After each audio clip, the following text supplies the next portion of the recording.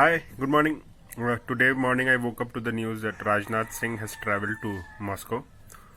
This is interesting, we are having this corona crisis and then we are having a face-off with China, and in the middle of that Rajnath Singh travels to Moscow. This is interesting because it has a lot of implications. When I say a lot. So let us try to understand why he visited Moscow. So in my opinion, the first reason could be he is going to ask Moscow to interfere in the standoff between China and try to broker a deal, something like that, because we saw that India has always been, at least not always, since last few years India has been more towards USA and Washington, and in this present condition we see how Trump is acting, and with that expose in US where he was exposed at asking China to buy soybean and wheat so that he can win his election in China.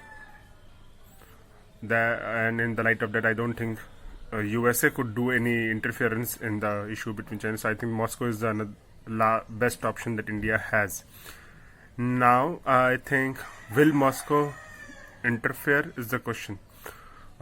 Point one, since the last, I think, few years, we have not bought a lot of defense equipments from Moscow or Russia, and that is always a deal. These countries, anybody who would interfere, they would also want something back, and we have not given them. So if India expects that Moscow interferes positively for India, then I would say India would be signing a few defense deals with Moscow. So please expect that to happen.